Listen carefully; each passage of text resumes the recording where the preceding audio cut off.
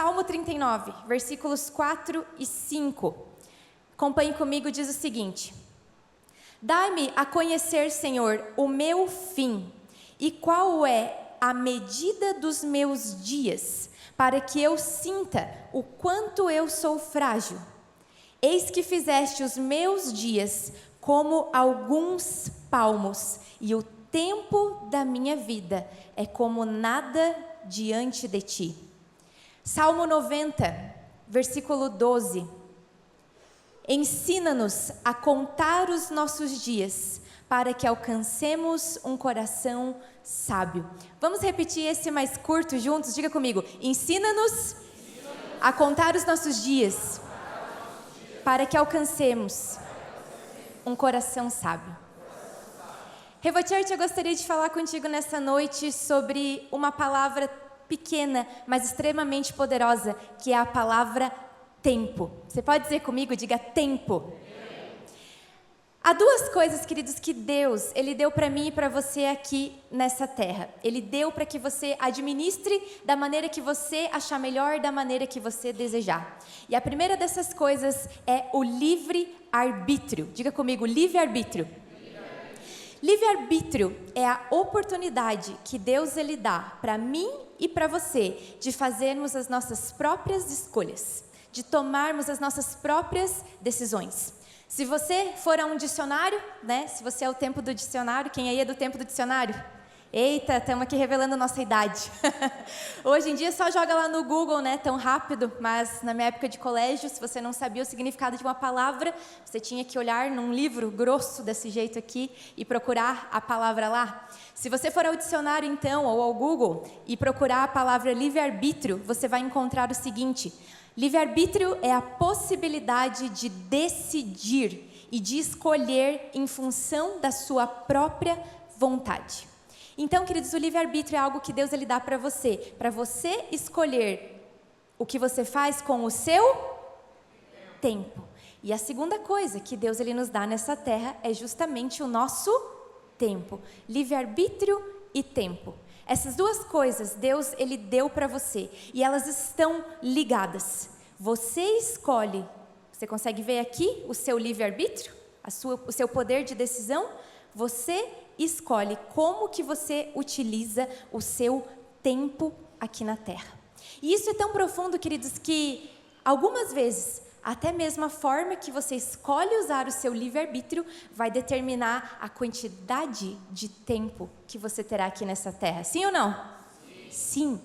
E, queridos, apesar de Deus, Ele nos dá tanto o nosso livre-arbítrio quanto o nosso tempo, Deus Ele também deixa muito claro na sua palavra que um dia nós vamos estar frente a frente, face a face com Jesus. E todos nós, você crendo nisso ou você não crendo nisso, iremos prestar contas diante dele do que fizemos com o nosso livre-arbítrio e com o nosso tempo. 2 Coríntios 5:10, a palavra de Deus nos fala isso de uma maneira muito clara. Diz o seguinte: pois todos nós, diga todos nós, devemos comparecer perante o tribunal de Cristo, para que cada um receba de acordo com as obras praticadas por meio do corpo, quer sejam obras boas, quer sejam obras más. Queridos, a Bíblia aqui deixa muito claro que todos nós um dia vamos estar diante do tribunal de Cristo e nós vamos prestar contas da maneira que nós utilizamos o nosso livre-arbítrio e da maneira que eu e você administramos o nosso tempo que Ele nos deu aqui nessa terra. E ainda sobre isso, a Bíblia também ela é muito clara em dizer para nós que nós só temos apenas uma vida para viver aqui nessa terra. Outros, talvez, teorias dizem que não, mas nós cremos e vivemos o que diz a palavra de Deus. Quem pode dizer um amém? Amém. E a palavra de Deus diz isso muito claro. Aonde?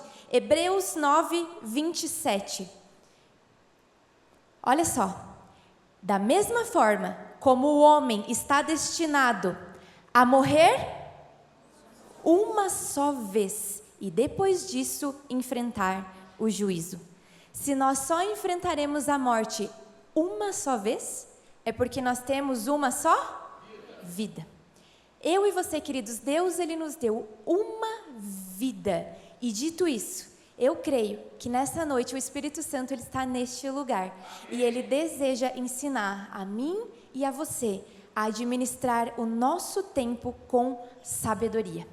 E o título da mensagem de hoje que eu quero compartilhar com você é Remindo o Tempo. Remindo o tempo. Antes de prosseguirmos, você poderia fechar os seus olhos e orar comigo mais uma vez? Que o Senhor nos dê graça para remirmos o nosso tempo. Senhor Jesus, nessa noite, nós nos colocamos na Sua presença, com um coração cheio de temor, com um coração aberto, com um coração sedento da Sua palavra. E a minha oração, Jesus, que hoje, essa palavra aqui compartilhada, ela não caia no chão, mas ela caia, Jesus, em cada coração que está aqui nesse lugar nessa noite. Que a Sua palavra, que é como uma semente, ela encontre nesse lugar corações como uma boa terra. Corações que foram arados pelo Espírito Santo. Corações onde a semente ela pode germinar, onde ela pode crescer, criar raízes e gerar frutos nas nossas vidas. Seja bem-vindo nessa noite, que não seja eu, que não seja ninguém nesse lugar, mas que seja você, Santo Espírito, que ministre a Sua palavra nas nossas vidas. Nos ajuda a remir o nosso tempo e alcançar um coração sábio. Em nome de Jesus, amém e amém. Remindo o nosso tempo. De onde esse título, Letícia? Vou ler para você. Efésios 15, 16. Efésios 15, 16. Diz o seguinte: remindo o seu tempo, porque os dias são maus.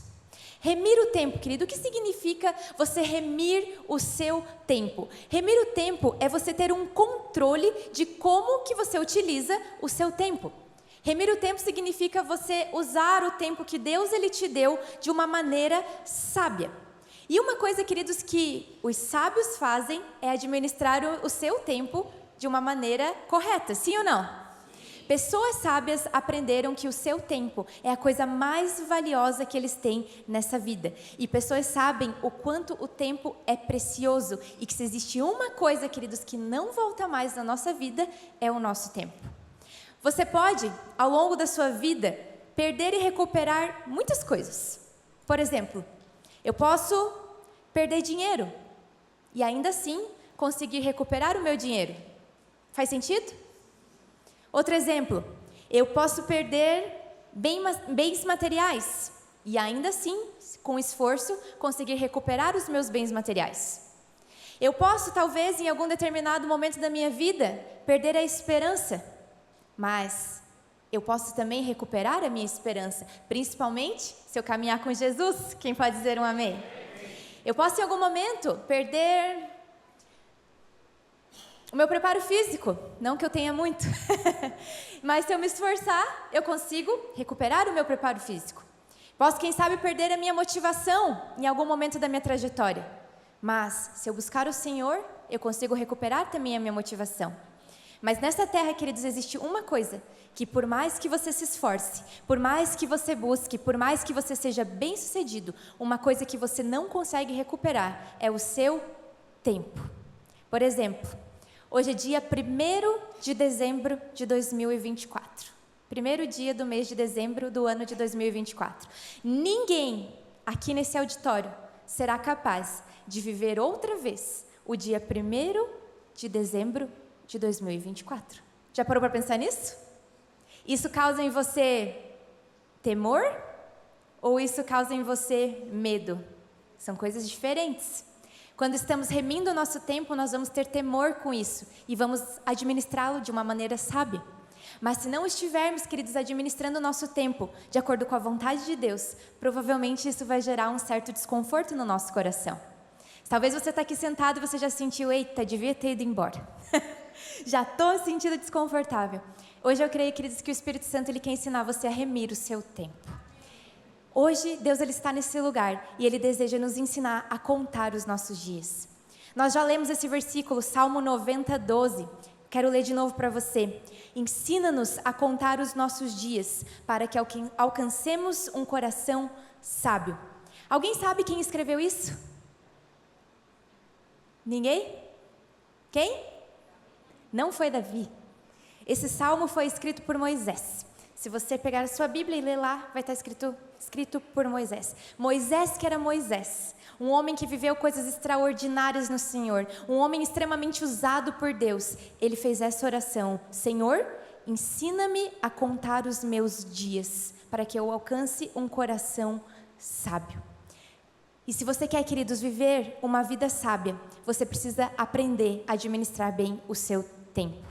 Dias não contados são dias não aproveitados. Dias não contados são dias vividos de uma forma irresponsável, vividos de uma forma tola, vividos de uma forma sem sabedoria. E Deus, Ele não quer isso para você. Quem pode dizer um amém? Amém?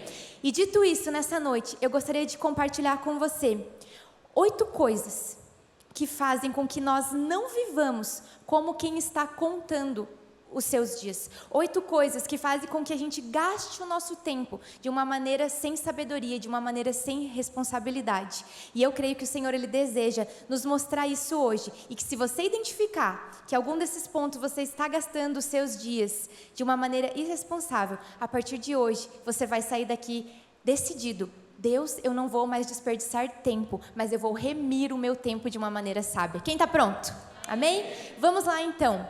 Primeiro ponto que eu quero compartilhar com você, que faz com que alguém não viva uma vida remindo o seu tempo de uma maneira sábia, é não se importar em conhecer a Deus e a vontade dEle para a sua vida. Você viver a sua vida inteira não se importando em conhecer quem Deus é e a vontade dEle para você. Se você quer viver, queridos, uma vida sem contar os seus dias de uma maneira sábia, deixe a sua busca por Deus, a sua busca pela vontade dEle na sua vida em segundo plano. Se você quer viver gastando tempo de uma maneira irresponsável, viva dessa forma. Efésios, de novo, 5, agora do versículo 15 ao 17. Efésios 5, 15 ao 17. Tenham cuidado com a maneira que vocês vivem, e que não seja como insensatos, mas vivam como sábios, remindo o seu tempo, porque os dias são maus. Olha agora o versículo 17. Portanto, não sejam insensatos, mas procurem compreender qual é a vontade do Senhor para a sua vida. Querida, uma pessoa insensata, se a Bíblia tivesse sido escrita pela Letícia Lins, escreveria uma pessoa bocó. Uma pessoa burrica, ela não empreenderia o tempo dela em conhecer a vontade do Senhor para a vida dela. E tem uma frase muito famosa do pastor Francis Chan, que ele disse: o pior fracasso é ter sucesso em coisas que Deus não aprova. O pior fracasso é você ter sucesso em coisas que Deus não chamou você para ter sucesso. Ou seja, é uma grande perda de tempo, queridos, gastar o nosso tempo onde Deus, Ele não chamou você para investir o seu tempo. Por mais que, aos olhos das pessoas nessa terra, você seja bem-sucedido, você ganhe grandes riquezas, você construa grandes coisas aqui, se não for o que Deus chamou você para fazer, você estará perdendo o seu tempo. E Jesus, certa vez, Ele contou uma parábola, onde nós conseguimos ver isso de uma maneira muito clara. E eu quero ler para você, está em Lucas, capítulo 12, dos versículos 15 ao 21. Se você trouxe sua Bíblia, acompanhe comigo e preste bem atenção em cada detalhe dessa história. Jesus, Ele fala assim, Lucas 12, 15. Então lhes disse: cuidado, fiquem de sobreaviso contra todo tipo de ganância.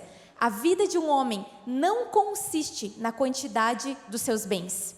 E então lhes contou essa parábola, ou seja, essa história. A terra de certo homem rico produziu muito bem. E aquele homem pensou consigo mesmo: o que eu vou fazer? Eu não tenho onde armazenar a minha colheita. E então disse: já sei o que eu vou fazer. Vou derrubar os meus celeiros e construir outros maiores, e ali guardarei toda a minha safra e todos os meus bens, e direi a mim mesmo: você tem grande quantidade de bens armazenados por muitos anos. Descanse, coma, beba e alegre-se.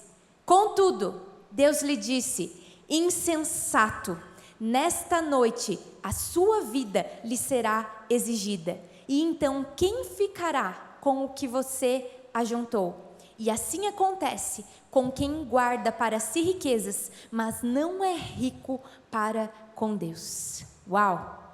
Aquele homem, queridos, ele tinha sido muito bem sucedido nos olhos humanos, nos olhos dessa terra.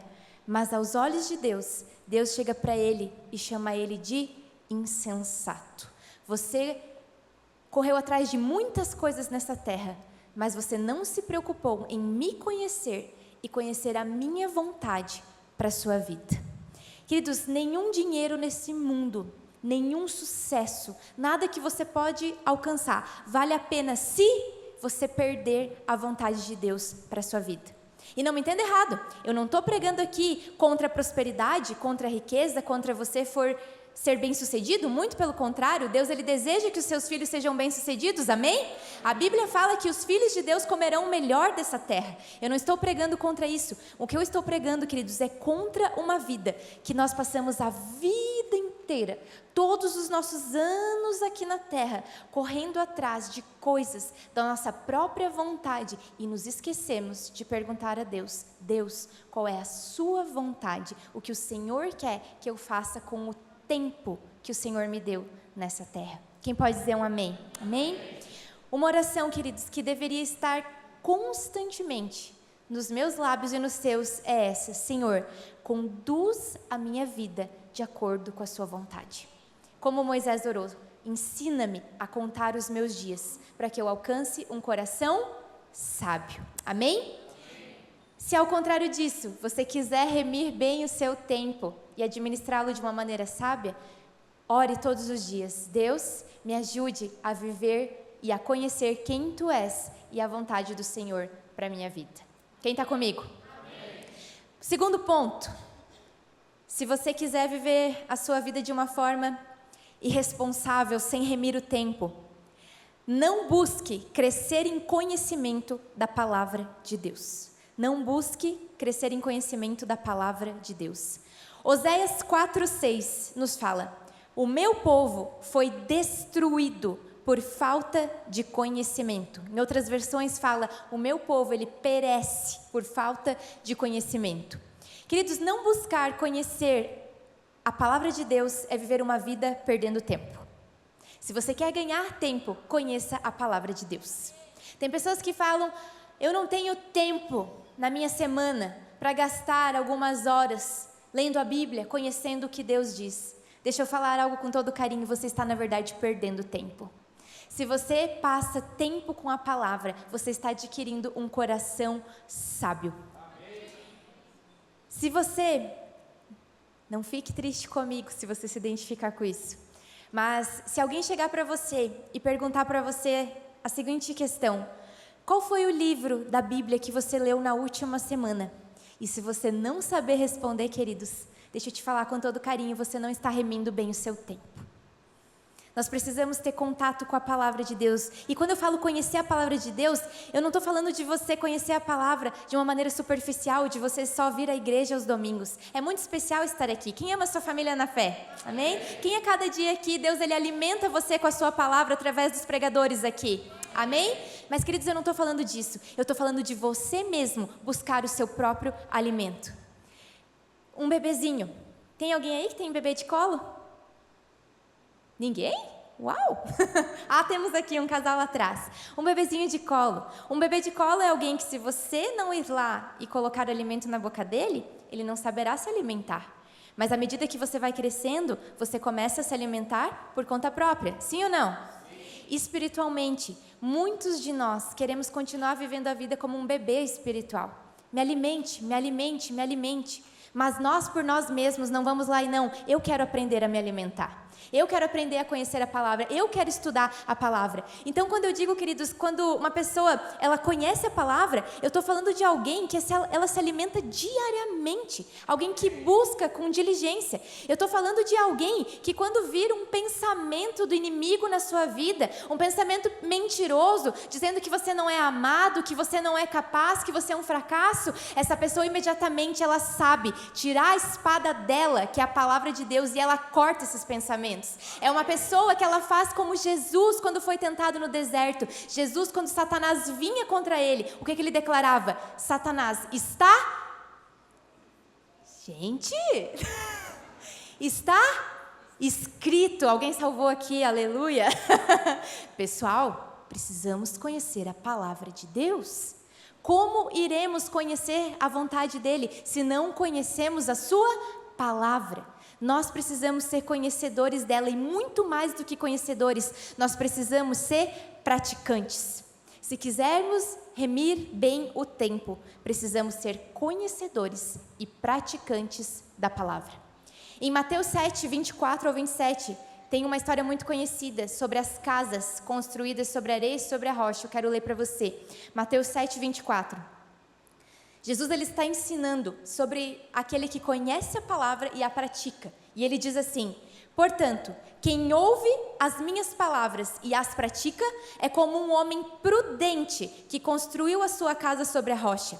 Caiu a chuva, transbordaram os rios, sopraram os ventos e deram contra aquela casa. Mas ela não caiu, porque estava alicerçada na rocha. No entanto, quem ouve as minhas palavras e não as pratica é como, olha de novo essa palavra, um insensato que construiu a sua casa sobre areia.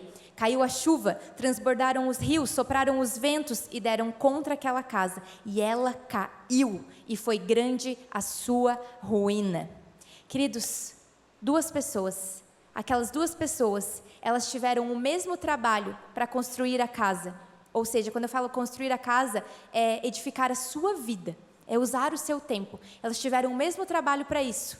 Aquelas duas pessoas, elas tiveram o mesmo tempo para construir a sua casa. Porém, apenas um construiu a casa sobre a rocha, ou seja, apenas um conheceu a palavra e construiu a sua vida sobre isso. E o outro construiu sobre a areia, ou seja, construiu a sua vida sobre as suas próprias ideias, sobre as suas próprias vontades, sobre a sua, talvez, ignorância. E aí, queridos, o resultado, quando vieram os ventos, as dificuldades, os problemas da vida, que eles virão, queridos, deixa eu te falar, por mais que você ande com Jesus, os problemas fazem parte da vida, quem já descobriu? Mas a diferença está, aonde você está construindo a sua casa. Um construiu sobre a rocha, não perdeu o seu tempo, mas o outro construiu sobre a areia. Perdeu o seu tempo e foi grande a sua queda, foi grande a sua ruína. Eu lembro de uma mulher, uma certa vez, que conversou comigo na escola de crescimento. Quantos aqui já fizeram escola de crescimento aqui na igreja? Quantos aqui não fizeram ainda? Quantos aqui nem sabem o que eu estou falando? Queridos, se você não fez, considere colocar isso como uma prioridade na sua vida no ano que vem. A escola de crescimento vai ajudar você a conhecer a palavra de Deus de uma maneira sábia. E eu lembro certa vez que eu dei uma aula na escola de crescimento sobre relacionamentos saudáveis, sobre você se relacionar, sobre a luz da palavra de Deus nos seus relacionamentos de amizade, com o seu cônjuge, na escolha do seu cônjuge principalmente. E eu lembro que no final da aula uma mulher ela chegou assim para mim com os olhos meio em lágrimas e ela falou assim para mim: Letícia, como eu queria ter ouvido essas verdades antes. Cara, aquilo me marcou. Sabe por que, gente, algumas vezes nós sofremos na vida? É porque nós estamos tentando construir a nossa casa sobre areia. Porque nós não buscamos conhecer a palavra de Deus. Porque nós não buscamos conhecer o que Deus diz para mim e para você. Ter uma vida sem conhecer a palavra é como a gente tentar construir, montar um eletrodoméstico ou um móvel. Quem já fez isso? Né? Construir, de repente, um guarda-roupa, sem olhar o manual de instruções. Você vai, com certeza, gastar muito mais tempo e você corre o risco de montar tudo errado. Então, querido, se você quer remir o seu tempo e alcançar um coração sábio, conheça a palavra de Deus. Quem pode dizer um amém? Amém. Terceira coisa sobre alguém que não usa bem o seu tempo, é uma pessoa que tolera o pecado na sua vida. Tolera o pecado na sua vida. Se tem uma coisa, queridos, que tem o poder de nos tornar insensatos e nos fazer perder muito tempo, é o pecado. E a gente precisa entender qual que é a definição de pecado. E eu escrevi aqui algumas definições para te ajudar a entender isso. Tá comigo? Sim. Pecado é tudo o que rompe e prejudica o seu relacionamento com Deus. Pecado é tudo o que rouba o lugar de Deus no seu coração. Pecado, ouvimos muito essa, é errar o alvo. Qual que é o seu alvo, queridos? Jesus é o seu alvo. Tudo aquilo que faz você perder esse alvo é pecado na sua vida. Pode ser diferente para cada um de nós. Outra, pecado são todas as ações que quebram princípios da palavra de Deus. Só voltando ao ponto anterior, por isso que é muito importante você conhecer o que Deus diz. Como que você vai saber identificar o que é aquilo que está prejudicando o seu relacionamento com Ele, se você não conhece o coração de Deus? Outra definição, pecado é tudo que nos atrapalha de viver os planos e os propósitos de Deus para a nossa vida. E eu quero ler para você uma definição muito clara na Bíblia. Hebreus 12, 1, 2. Hebreus 12, 1, 2, diz o seguinte: portanto, também nós, uma vez que estamos rodeados por tão grande nuvem de testemunhas, olha agora, livremo-nos de tudo o que nos atrapalha e do pecado que nos envolve e corramos com perseverança a corrida proposta para nós, tendo os nossos olhos fixos no autor e consumador da nossa fé, Jesus Cristo. Queridos, o pecado, ele faz exatamente isso, ele nos atrapalha. O pecado, ele pesa. O pecado, ele te envolve. É como você tentar correr uma corrida com uma corda, uma corrente amarrada nos seus tornozelos. Você não vai conseguir. Se você quiser, queridos, remir o seu tempo, contar bem os seus dias, não tolere o pecado na sua vida. Ao contrário, se você quiser viver uma vida sem contar bem os seus dias de uma maneira irresponsável, tolere o pecado na sua vida, não lute contra ele, não se importe com a presença dele na sua vida. Sabe qual que é o nosso problema? Muitas vezes, queridos, nós desistimos na primeira falha. Hoje eu não consegui ler a Bíblia, então amanhã eu não vou ler mais. Hoje eu não me organizei e eu não tive tempo para orar, para fazer o meu devocional, então, deixa que semana que vem eu tento orar de novo. Hoje eu fui grosseiro, eu respondi mal o meu cônjuge, os meus filhos. Então, quer saber, eu já fui grosseiro mesmo, que fique por assim mesmo, e você não busca consertar aquilo. Hoje eu caí, eu assisti pornografia. Agora eu já assisti mesmo, então, quem já conhece a expressão, pôr o pé na jaca? Já coloquei mesmo, agora dane-se. Não, queridos, você precisa lutar contra isso, amém? Você precisa dizer, eu não quero que o pecado atrapalhe a corrida que me está proposta. Não, queridos, você precisa lutar contra isso. E deixa eu te falar uma coisa, enquanto você estiver lutando contra o pecado, você está bem. Quando você simplesmente largar a corda, aí, querido, você tem um problema. Aí você não está mais remindo o seu tempo de uma maneira sábia.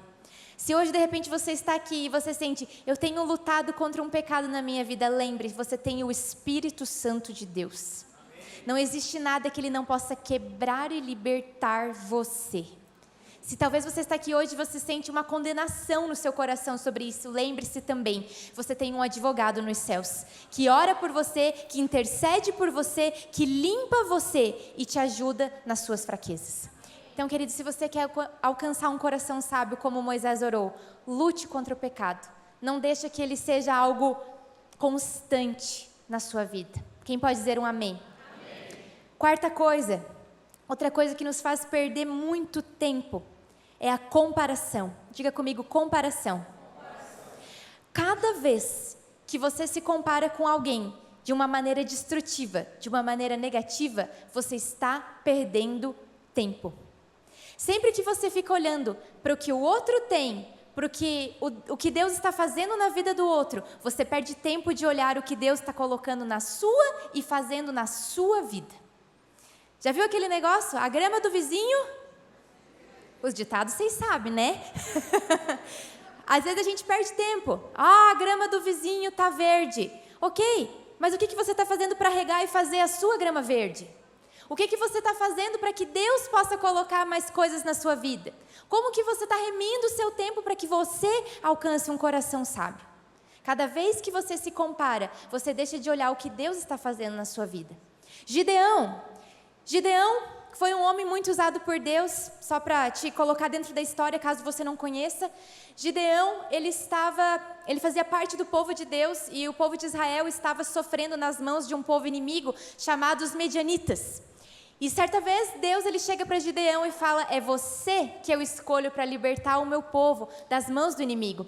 E Deus, queridos, chega dessa forma para Gideão. Está lá em Juízes, capítulo 6, versículo 15. Olha só como Deus chama Gideão. Fala o seguinte: então o anjo do Senhor lhe apareceu e lhe disse: o Senhor é contigo, homem valente, homem valoroso. Olhe para a pessoa que está do seu lado e diga: você é valente, você é valoroso. Deus ele chega para Gideão e fala: ei, eu vejo você como um homem valente, como um homem poderoso, um homem escolhido por mim. Mas agora, olha a resposta que Deus dá a Gideão. Versículo... Perdi aqui, meu Deus. 15. Juízes 6:15. Gideão lhe disse: ai, Senhor meu, com o que eu livrarei a Israel? Preste atenção agora. Eis que a minha família é a mais pobre em Manassés, e eu sou o menor na casa de meu pai. Quem consegue perceber aqui a comparação que Gideão faz dele mesmo com os outros? Enquanto Deus estava falando a respeito dele, Gideão estava se comparando com aquilo que ele aos seus olhos não tinha, com aquilo que aos seus olhos ele não possuía. Mas Deus, queridos, estava falando: filho, você é valoroso, você é valente. E ele continuava dizendo: eu sou o menor da minha casa. E querido, sempre que você deixa que a comparação entre no seu coração de uma forma negativa, você está ficando cego para a maneira de como Deus vê você. Não use o seu tempo se comparando negativamente com os outros. Não use o seu tempo olhando o dom do outro, o que o outro está fazendo, mas cuide daquilo do que Deus está fazendo na sua vida. Se tem alguém que você tem que se comparar, é com Jesus. Se for para se comparar, se compare com Jesus e deseja cada dia dizer: Senhor, eu quero ser mais parecido com quem Tu és. Amém? Não deixe com que a comparação roube o seu tempo. Próximo, quinto já. Quinta coisa, de alguém que quer viver os seus dias sem alcançar um coração sábio. Viva correndo atrás das urgências e nunca priorize o que de fato tem valor. Viva correndo atrás das urgências da vida e nunca se preocupe de fato com aquilo que tem valor. Algo, queridos, que possa requerer urgência na sua vida, por mais que seja urgente, sempre vai estar ali. Aquele trabalho que você tem, vai estar ali. Aquela situação que você tem que resolver, vai estar ali.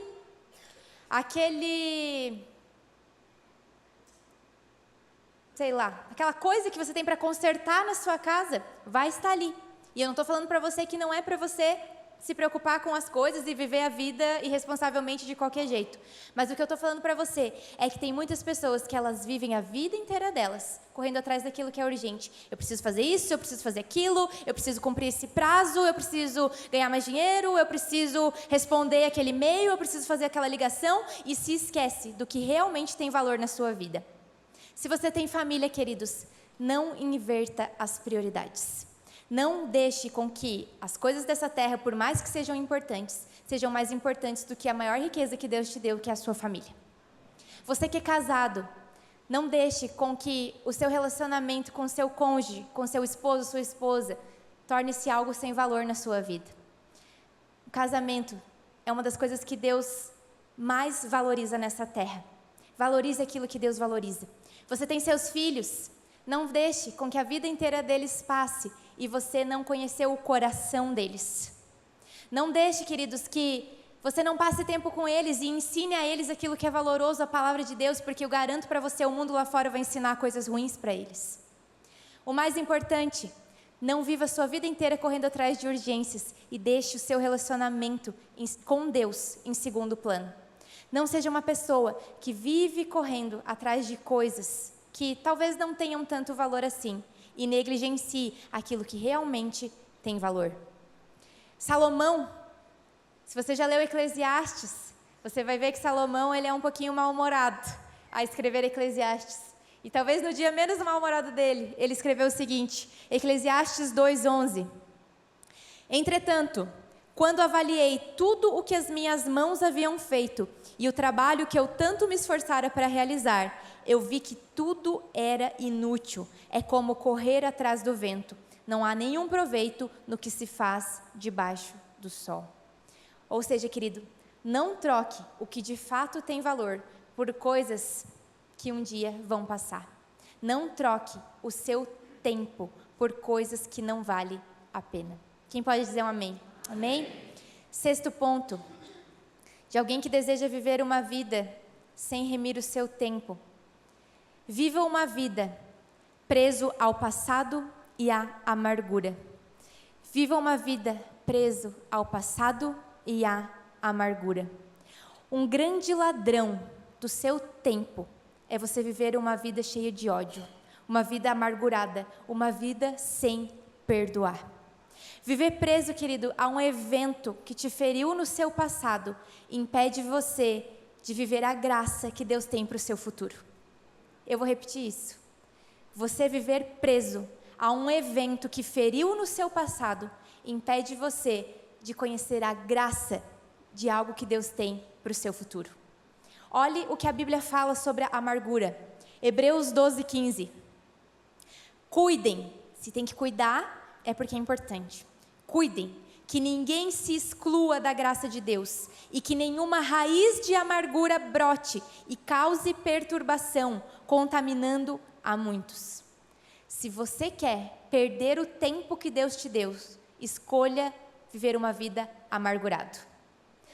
Há pessoas, queridos, que elas se amarguram por algo que alguém há 15 anos atrás fez para elas.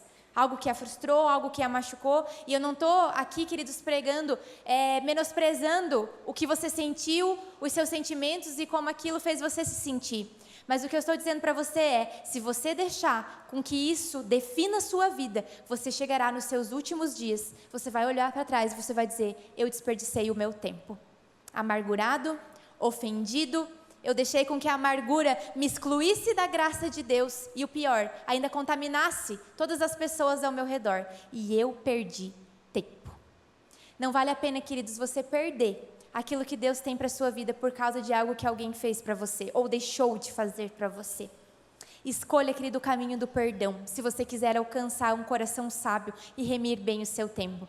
Deixa eu te falar algo, nenhum de nós vai passar por essa vida totalmente ileso, sem sofrer nenhuma dor, sem ninguém partir o seu coração, sem ninguém prejudicar você, sem ninguém ser injusto com você. Somos humanos, somos falhos? Sim ou não? Sim. Você acha que nunca ninguém vai falhar com você? Vai sim. Mas aí, queridos, entra uma coisa. Você não pode controlar o que o outro vai fazer, mas você pode controlar o que você vai fazer ao respeito. Não deixe com que a amargura brote e cause perturbação na sua vida e faça você perder o seu tempo. Amém? Sétima coisa, estamos quase, falta só duas, que fazem você perder o seu tempo, são as distrações desse mundo. Distrações desse mundo. 1 João 2, 16 ao 17 fala, pois tudo que há no mundo, a cobiça da carne, a cobiça dos olhos e a ostentação dos bens, não provém do Pai, mas do mundo. Olha agora, o mundo e a sua cobiça passam, mas aquele que faz a vontade de Deus permanece para sempre. Se você quer perder tempo, viva distraído com as coisas desse mundo e não se importe com as coisas eternas. Ao contrário, se você quer guardar bem o seu tempo, alcançar um coração sábio nessa vida, querido, não viva distraído, mas foque o seu olhar naquilo que é eterno.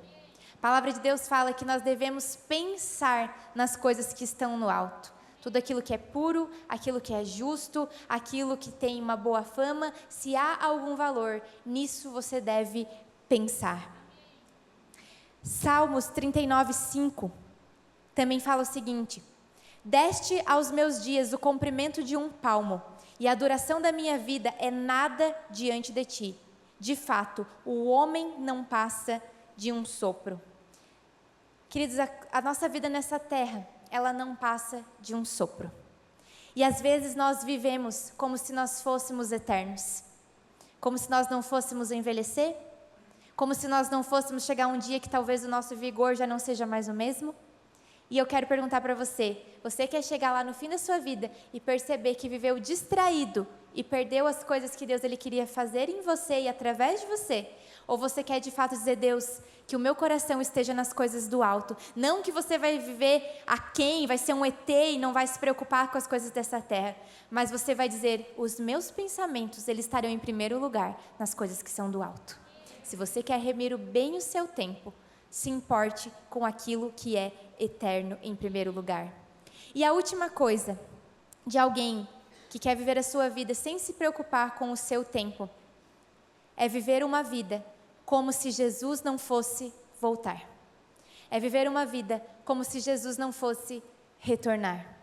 Se você quer viver a vida sem contar os seus dias, viva como se Jesus não fosse retornar. Queridos, às vezes nós vivemos e somos cristãos, amém? Conhecemos a palavra. Se você está aqui, eu tenho certeza que você creu em Jesus, Ele salvou você, você sabe que Ele pagou os preços do seu pecado naquela cruz, amém? Quem é grato pela vida de Jesus, amém? Mas às vezes, queridos, nós nos esquecemos que Jesus Ele vai voltar. E nós vivemos a nossa vida de uma maneira sem remir o nosso tempo. Em Mateus 24, 37 e 39... nos fala sobre os tempos de Noé. E eu acredito, queridos, que os últimos dias que estão próximos, se você for ler sobre todos os sinais que a vinda de Jesus estava se aproximando, todos eles estão se cumprindo de uma maneira cada vez mais frequente. Você vê?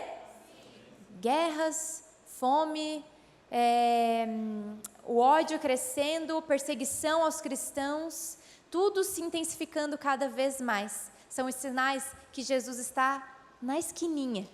E eu e você não podemos viver como se Ele não fosse voltar. Mateus 24, 37 e 39. E como foi nos dias de Noé, assim será também a vinda do Filho do Homem. Porquanto, assim como nos dias anteriores ao dilúvio, comiam, bebiam, casavam e davam-se em casamento, até o dia em que Noé entrou na arca, e não o perceberam. E aí então veio o dilúvio e levou a todos. Assim será também a vinda do Filho do Homem. Queridos, não podemos viver os nossos dias como os viviam no tempo de Noé.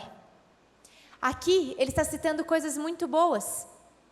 Comiam, bebiam, casavam-se, davam-se em casamento, e são coisas que têm valor e que nós devemos sim colocar elas no devido lugar das nossas vidas. Amém? Mas nós não podemos viver a nossa vida como se a nossa vida fosse apenas aqui na terra. Aqui é apenas um sopro. É como um estralar de dedos. E como nós acabamos de ler aqui, como um ladrão da noite, a Bíblia também fala, Jesus ele voltará. E eu tenho certeza que você não quer chegar nesse dia e você está despreparado para a vinda do seu Senhor. Amém? Amém. Quantos aqui você recebe essa palavra? Amém. Eu quero, antes de nós encerrarmos, ler uma última história na Bíblia para você. Eu não vou terminar aqui sem te dar uma esperança. Talvez você possa ter escutado esses 8 pontos e você está pensando, ih, rapaz, a coisa está feia para o meu lado. Eu não estou contando os meus dias. Eu não estou vivendo a minha vida de uma maneira sábia. Na palavra de Deus, queridos, quando nós vivemos com o Senhor, nós talvez não possamos recuperar o tempo que se foi, mas nós sempre podemos tomar uma decisão sábia hoje e construir um futuro infinitamente melhor em Deus. Eu quero ler uma última história para você, de um rei chamado rei Ezequias. Ezequias está a história dele em 2 Reis, capítulo 20. 2 Reis, capítulo 20. Vamos ler dos versículos 1 ao 5. Diz assim: Naqueles dias, o rei Ezequias ficou doente e quase morreu. E o profeta Isaías, filho de Amós, foi visitá-lo e lhe disse: assim diz o Senhor, ponha em ordem a sua casa. Vamos repetir isso? Diga, ponha em ordem a sua casa, pois você vai morrer e não se recuperará. Ezequias virou o rosto para a parede e orou ao Senhor: lembra-te, Senhor, como tenho servido a Ti com fidelidade e com devoção sincera. Tenho feito o que é bom aos Teus olhos. E Ezequias chorou amargamente. Antes de Isaías deixar o pátio intermediário, a palavra do Senhor veio a ele dizendo: volte a Ezequias e diga ao líder do meu povo: assim diz o Senhor, o Deus do seu antepassado Davi: ouvi a sua oração e vi as suas lágrimas, e eu o curarei. Daqui a 3 dias você subirá ao templo do Senhor. Olha agora, versículo 6. Acrescentarei 15 anos à sua vida e livrarei você e esta cidade das mãos do rei da Assíria. Queridos, eu creio que assim como Deus fez na vida de Ezequias, Deus ele está batendo na porta do seu coração nessa noite e está dizendo para você o que ele disse para Ezequias: ponha a sua casa em ordem.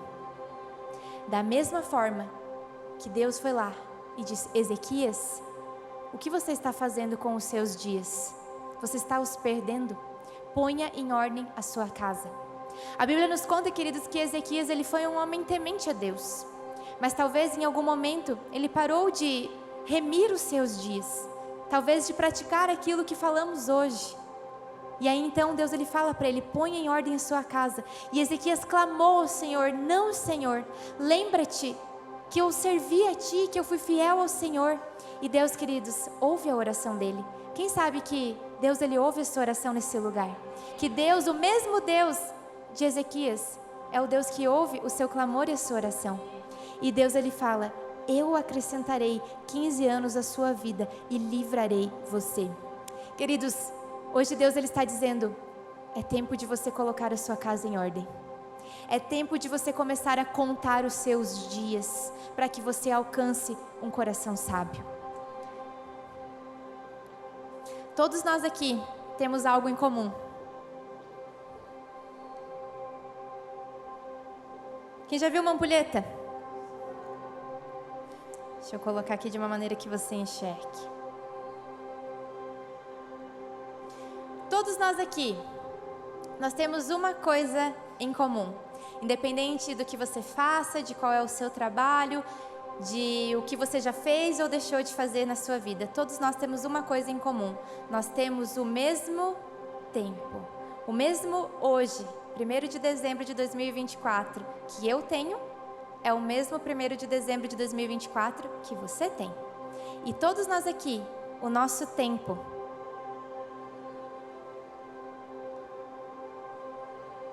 está correndo. Isso não é para te assustar, isso não é para te apavorar. Isso é para que você possa fazer a mesma oração de Moisés: Senhor, ensina-me a contar os meus dias, o meu tempo, para que eu alcance um coração sábio. Para que a minha vida aqui nessa terra, ela possa valer o tempo que você me deu. Para que a minha vida aqui nessa terra glorifique a quem o Senhor é. Talvez você está aqui hoje e você sinta: eu já perdi muito tempo. Eu já vivi muitos anos sem remir o meu tempo.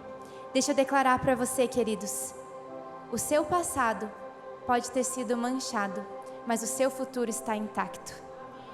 Nenhuma má decisão do seu passado é mais poderosa do que uma boa decisão em Deus que você toma hoje, do que você faz com o seu tempo.